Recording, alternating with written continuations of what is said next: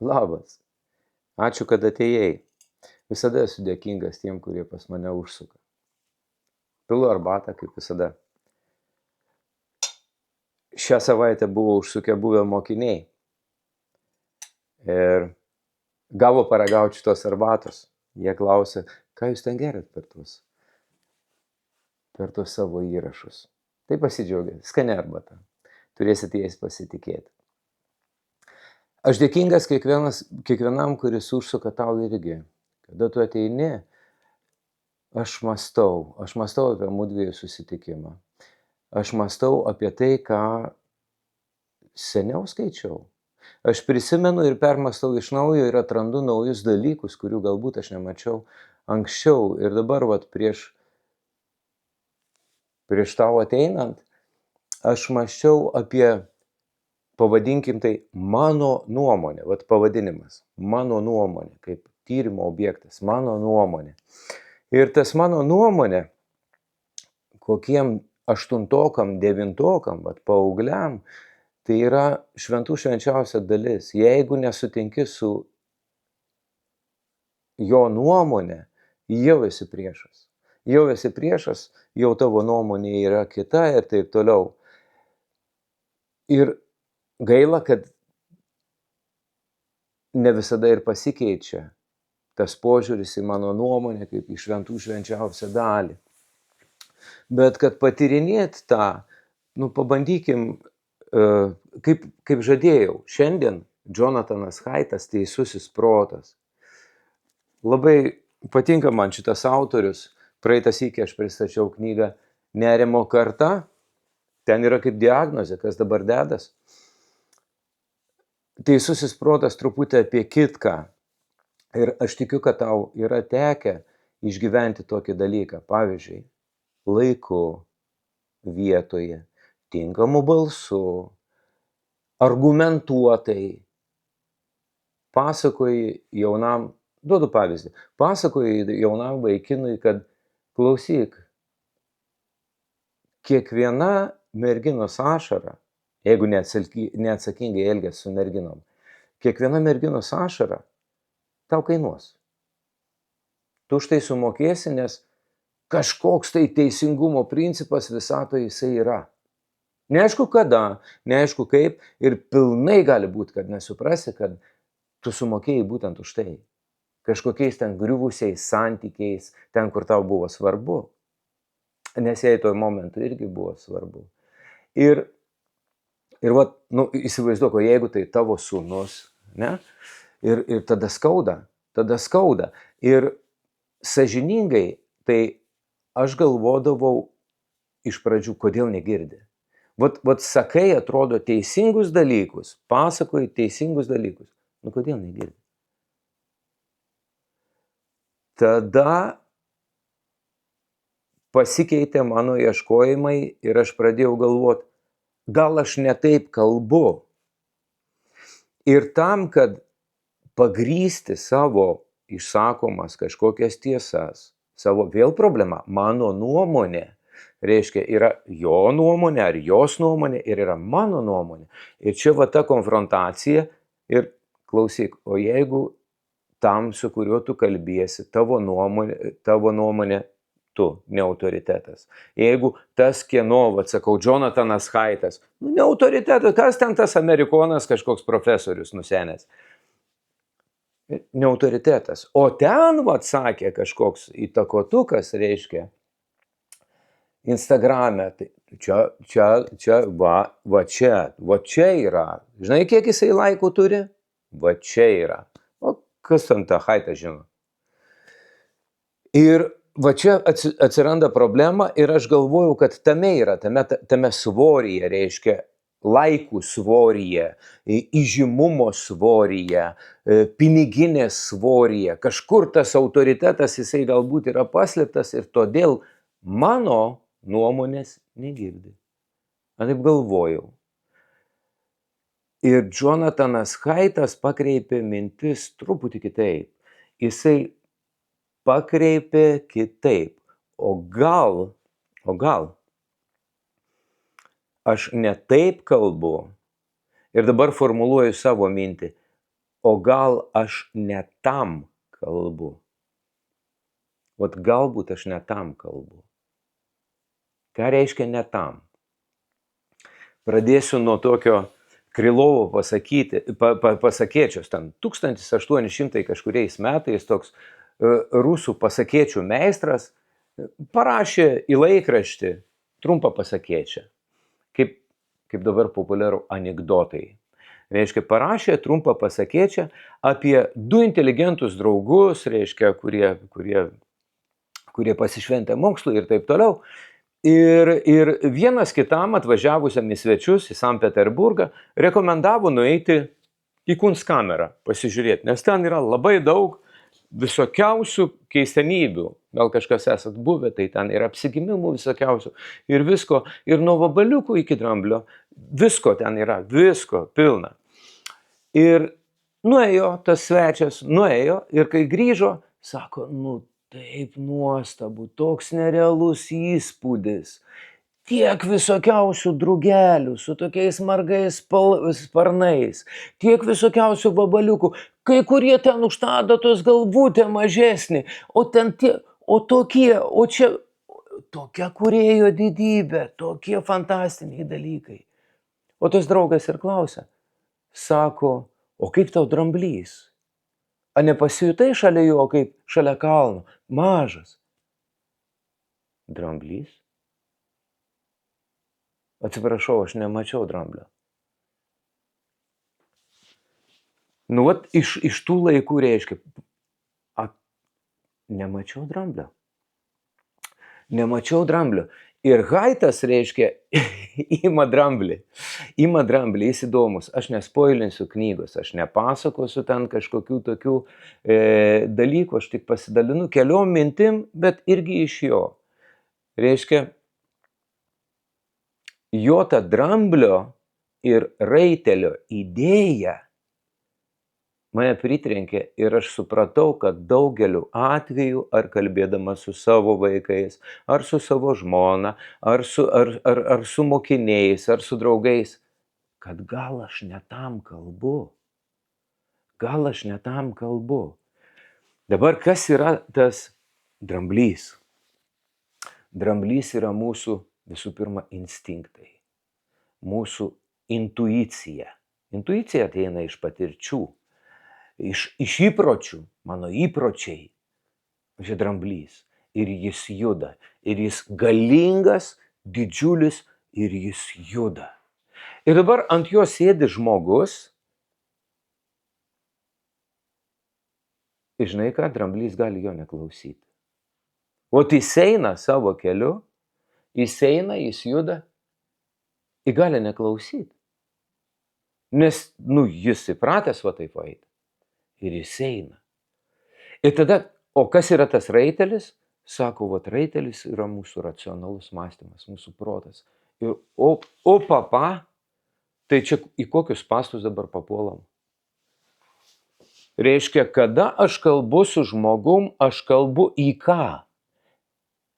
Va čia labai genialus, sakyčiau, šitas palyginimas. Aš kalbu į ką? Aš kalbu į raitelį, ar aš kalbu į dramblį? Dabar kaip skiriasi tos funkcijos? Sakau, dramblys yra intuicija, dramblys yra instinktai, dramblys yra įpročiai. Aš įpratęs taip judėti ir aš taip judu. Ir staiga kažkas ateina ir pradeda moralizuoti, aiškinti kažką tai. Tai ne su drambliu kalba, su tuo kalba. O ką tada daro protas? Ir va čia yra atradimai ne tik tai Jonathano Haito. Kada nors pakalbėsim apie kitą labai rimtą knygą, apie Daniel Kahneman mąstymas, greitas ir lėtas. Rimta studijinė knyga, Danielis Kahnemanas, Nobelio premijos laureatas, bet čia padedam į tolimą lentyną, kada nors pakalbėsim ir apie jį. Tai protas pasirodo veikia labiau kaip dramblio spaudos atstovas. Ir pastebėkit, kada aš pavėlavau į susitikimą. Taigi aš paaiškinsiu, kodėl aš pavėlavau. Ar mano paaiškinimas tikrai bus tiesa, neaišku, ar mano paaiškinimas tikrai racionalus, irgi neaišku. Bet man atrodo viskas ok. O pavėlavau todėl, kad mano dramblys taip įpratęs. Visai ne dėl to, kad tai būtų protinga vėluoti. Todėl, kad mano dramblys toks. Palauk, tai tada ką man vargšui daryti ir kaip man susišnekėti. Ir čia Haitas atranda tuos 6 stulpus, 6 moralės dėsnius, kurie pasirodo įrašyti žmogaus širdyje, nepriklausomai nuo laikmečio, rasės, kultūros, gyvenamos vietos. Šitie dalykai nepriklauso. Klausimas, tu žmogus? Taip. Tada pas tave yra šitie 6 dalykai. Ir vat intriga, tyčia nesakysiu, kas yra šitie dalykai, kad paskaitytum. Tai yra kažkas nuostabaus. Jis atranda va šituos 6 esminius dalykus, kurie kiekviename iš mūsų įrašyta. Taip, Haito teorija moksle yra ginčijama. Mokslas toks yra, visada yra ginčijama. Yra atšauktų Nobelio premijų, čia yra normalu. Ideologijoje yra, politikoje gali būti neginčijamos tiesos. Vat pasakiau ir viskas. O ne, mokslė yra ginčijama, mokslė yra ieškoma. Tai aš neteisėjas, aš nespecialistas, aš tiesiog mąstau, skaitydamas, kaip skaitytojas. Aš mąstau, ką aš čia randu. Ir man suprantama jo šitą idėją apie protą ir mūsų emocijas, jausmus, intuiciją, instinktus, įpročius, kad tai tarytum atskira. Ir žiūrėkit, kur tas atskirumas pasimato. Jeigu tu esi pamatęs tą atskirumą, tai nieko naujo, tu esi geroj kompanijai.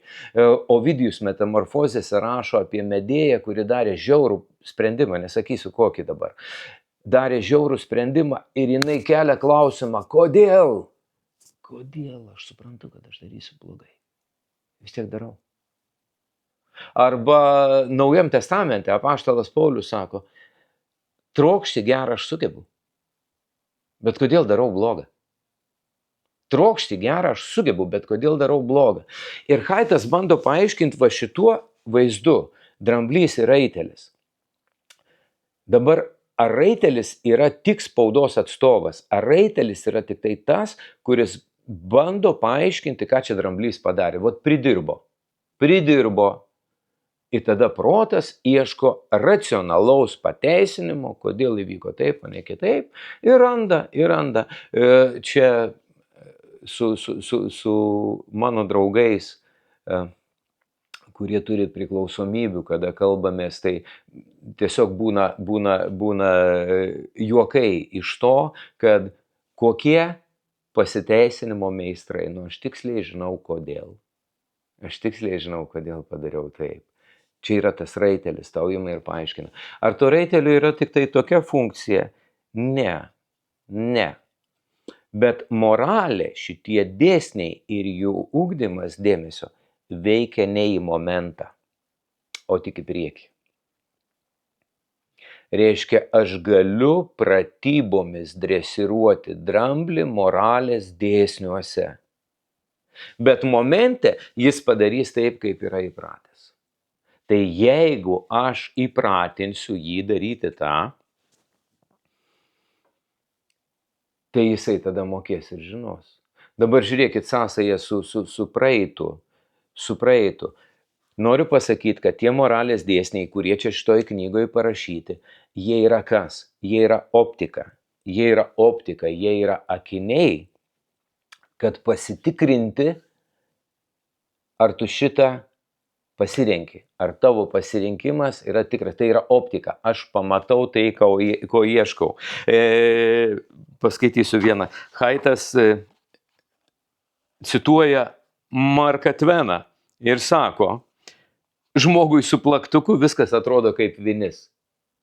Aš pasiėmiau plaktuką, man viskas atrodo kaip vinis. Reiškia, aš esu išsitreniravęs kalti. Pasiėmiau plaktuką, man viskas atrodo kaip vinis ir norisi stuktelėti. Dabar, kaip tai veikia, vat tie mūsų pasirinkimai, tie įpročiai. kaip tai veikia, kodėl dramblys neklauso to raitelio. Nu, todėl, kad įpratęs, todėl, kad malonu, todėl, kad aš šitą kelią pramyniau ir man yra ta gera emocija. Vat aš tai padarau ir aš gaunu savo dopaminą. Vat paėmiau vietoj to, kad reikia dabar padaryti vakarienę namiškiam, paėmiau paskrūlinau porą valandų. Taip, aš žinau, kad bambės bus nepatenkinti, dar ką nors, bet opa, vat viskas. Ką aš padariau? Aš gavau savo pasitenkinimą, savo dopaminą, va šitaip. Dabar žiūrėkit, ar aš nebūčiau gavęs savo dopamino, savo pasitenkinimo po to, kai padariau skanią vakarienę, parėjo namiškiai ir sako, kaip faina, kaip ačiū, kaip skanu ir visą kitą. Taigi būčiau gavęs didesnę dozę. Dabar. Ir tai yra va, tas dramblys, kuris visą laiką sukas ten, kur jisai nori, o ne tą, ką daro raitelis. Tai raitelis gali dresuoti dramblį, kad dramblys reiškia išmoktų daryti tai, matyti tai, ką reikia matyti. Matyti tai, ką reikia matyti. Tai dorybės šiuo atveju yra tai, ką aš turėčiau pamatyti, tos vinis, kurias aš turėčiau įkalti, bet kaip įduoti drambliui tą plaktuką. Va čia yra tas klausimas, kaip padaryti šituos dalykus. Ir Haitas ten eksperimentais ir taip toliau, jis atsakinėja. Paskaitykit, nesvietiškai pagelbėjo šitą knygą, pamatyti dalykus, kaip viskas susideda, kaip viskas vyksta. Atrasit keistų dalykų. Pavyzdžiui, apšvietos amžius galvojau, kad išsilavinimas, ta prasme, suteiktos žinios žmonės padarys geresnius. Pažiūrėkime, ar padarė. Ar padarė? Ką, kariaut liovės? Prievartaut liovės? Vokt liovės? Taigi ne. Ir sakinys, kuris mane pritrenkė, sako, visi, kurie vertina tiesą, ta prasme, racionalią tiesą, turėtų liautis garbinti protą. Reiškia, tiesa glūdi moralėje, o ne prote. Nes protas gali veikti kaip spaudos atstovas ir pateisinti mano tuos kažkokius visai negerus judesius. Nepapasakojau apie Haitą, kodėl mane užkabino šitas autorius. Todėl, kad sąžiningas. Aš pamačiau jo sąžiningumą per du dalykus. Įsivaizduokit, žmogus pristato save kaip didžioji dalis Amerikos tokio amžiaus profesūros, jisai pristato save kaip ateistą. Pirma, ateistas. Antra, liberalas, visiškas liberalas, reiškia netgi tų idėjų ten, kurie skleidėjas ir taip toliau. Ir kadangi jisai ieško tiesos, vat neįdomu tie, kurie ieško tiesos, bet pagal ją negyvena. Kada jisai ieško tiesos ne tik tai moksliniam darbui arba kažkam kitam, jis ieško tiesos savo. Ir keičiasi. Ir įsivaizduokit, ateistas ima ir rašo, nerado kitų žodžių, kaip pasakyti, sako, žmoguje esti Dievo formos skylė. Girdėtas šitas pasakymas krikščionybei, ne jo sugalvotas, tai jisai suformuluoti mintį naudoja va tokią citatą, nustebino. Ir, gerai, pasufleruosiu, vienas iš stulpų, kur patį paskutinį atrado, iš tikrųjų šitą atrado patį paskutinį, jisai negalėjo kitaip pavadinti kaip šventumas. Šventumas arba degradacija. Šventumas arba degradacija. Vat vienas iš stulpų, kuris pasirodo yra kiekviename žmoguje. Tu ieškai kažko tai tokio. Wow. Ir kada jisai atranda, kad šituos 6 stulpus, nes jis tyrinėjo Amerikoje, yra dvipartinė sistema, yra demokratai, kurie reiškia liberalus, ir konservatoriai, kurie labiau prie konservatyvių savybių. Tai ką jisai atranda? Keistus dalykus. Atranda, kad konservatoriai, nepainiokit su Lietuvos partijų pavadinimais, gerai? Nes turi būti tikra ideologija, ant kurios mes stovim, reiškia vertybės, kurias mes remiam ir taip toliau. Nežiūrėkit į tai, kas yra vartoma. Turi būti kažkoks tai tvirtas pamatas ir tas pamatas, kiek aš supratau, tuose rėmėjuose ir tuose, reiškia, partijose yra tos pažiūros. Ir atliekant tyrimus paaiškėjo, kad liberalai remiasi maksimum 3 iš 6 moralės, reiškia, moralės dėsnių esančių žmoguje. 3 iš 6. Tuo tarpu konservatoriai stovi ant visų 6. Wow. Dažniausia liberalai 2. Ir kada jisai šitą pamatė, kada permastė, kad teisingai yra visos 6 ir visas 6 reikia auginti, jisai tapo centristu. Vat dėl to man tas žmogus reiškia kelia pasitikėjimą. Kelia pasitikėjimą ir aš dėl to skaitau prieinamas jo knygas. Tai tiek norėjau pasidalinti apie Dramblį ir Raitelį. Tai vat supraskit, kodėl moralizavimas neveikia. Nes aš kalbu ne tam, kuris juda tuo momentu. Tuo momentu juda Dramblys. O su Raiteliu reikia kalbėtis truputį kitaip ir ne tuo momentu, kada juda. Reiškia, aš turiu, jeigu mes kalbėsim apie vaikų ugdymą, tai sakykime, vaikui moralės dėsnius aš turiu ugdyti ne tada, kada jisai juda. Po judėjimo galima aptarti, kodėl va šitas veiksmas buvo toks arba kitoks ir kaip padaryti taip, kad tu savo širdį jaustumi pasitenkinimą, džiaugsmą ir būtum laiminga. Va su šituo žodžiu būti laimingu, tai aš pristatysiu sekančią knygą, bus tas pats Jonathanas Haitas ir čia, kiek aš žinau, yra, reiškia, aš pristatinėjau jums atvirkštinę tvarką. Tai šita buvo anksčiausiai išversta. Laimės hipotezė, Jonathanas Haitas. Reiškia, mūsų vertėjai pradėjo, pažiūrėkim, 2011 metai, o čia, jeigu aš neklystu, yra 12 metai. Aš įdėsiu į aprašymą ten knygos duomenys. Taip, čia yra 12 metai, o Nerimo karta yra naujausia. Tai aš jums pridėjau atvirkštinę tvarką, bet čia nieko tokio, todėl kad mes praeitoj laidoje aptarėm diagnozę. Čia mes kalbam apie tai, kaip reikėtų žiūrėti. Vat, žiūrėkit, kodėl, kaip reikėtų žiūrėti, dabar mintis atėjo. Praeitoj laidoje aš kalbėjau apie kairas, kad reikia sugriebti tą Dievą už garbanos. Jeigu jūs pažiūrėsit bareljefus, tai ten labai dažnai garbanos būna dvi, va taip va kabo, dvi garbanos. Kairas neturi savy vieno, gerą ar blogą. Tu gali pagauti bet ką.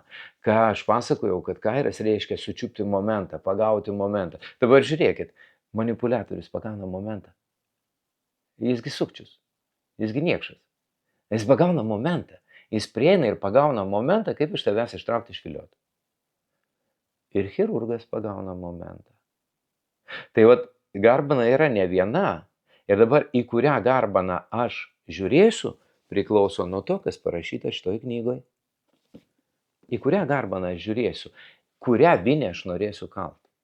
Suprantat? Pasiėmiau plaktukas irgi, jisai gali kalt ir tą, jis gali šitą gražų stiklinį puodelį sudaužyti. Jis gali kalt per bet ką. Tai moralė yra tiesa, kuri mums padeda pamatyti teisingą momentą. Ir kiek to teisingumo yra many, čia dabar paskutinis, jau aš nenoriu lipti stipriai už mūsų susitarto laiko limito. Paskutinė mintis, čia Platono valstybei yra aprašyta Gigo žiedo alegorija. Tai vat kiek many yra to teisingai. Kas yra Gigo žiedas? Reiškia, sako, įsivaizduok, kad tu gauni žiedą, kurį užsidėjęs tampi nematomu. Ir šitą eksperimentą darau su mokiniais. Tiesiog kažkurioj pamokos vietoje sakau, va dabar įjunkit savo fantaziją, atsipalaiduokit, aš neklausinėsiu jūsų niuansų. Aš klausiu to, ką jūs galėsit pasakyti, o ne ką negalėsit pasakyti.